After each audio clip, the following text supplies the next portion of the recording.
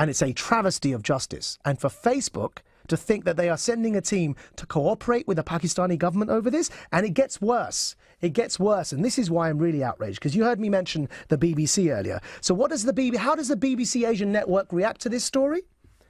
They put up a video with the following question on Twitter.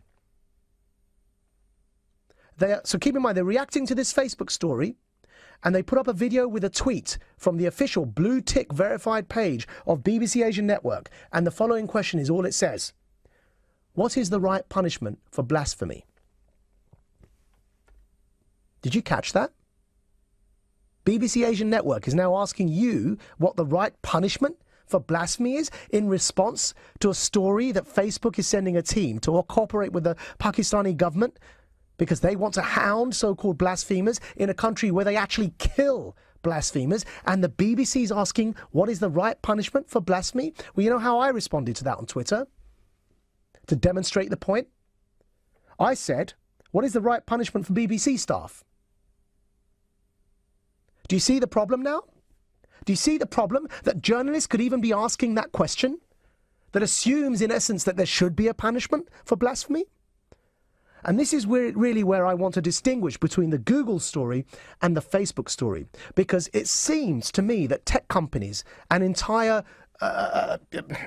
networks in the BBC are confusing hate speech with blasphemy. And there's a very simple way to know the difference. And that is encapsulated in the following sentence.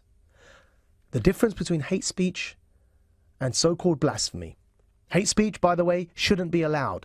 Blasphemy, by the way, is the very essence of progress in our history. Galileo was a blasphemer. Darwin was a blasphemer. Heck, every prophet of every major religion was a blasphemer when they first came along. We wouldn't be where we are today as modern civilization if it wasn't for blasphemy. Galileo was put on trial for suggesting that the earth wasn't the center of the universe.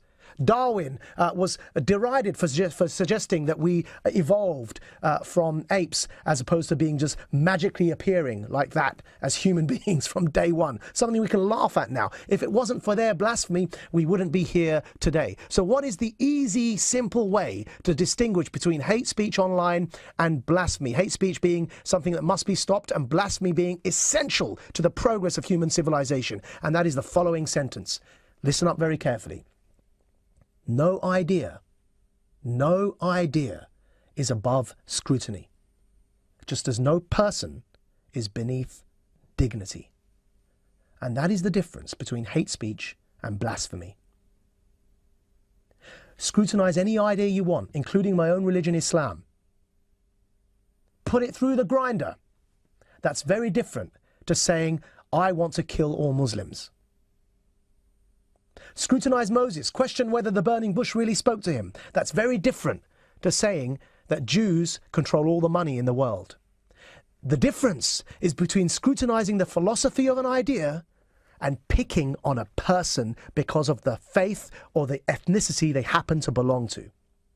No idea is above scrutiny and no person is beneath dignity. And with that maxim in mind, online companies need to be able to distinguish between hate speech and blasphemy. Hate speech needs to stop. Blasphemy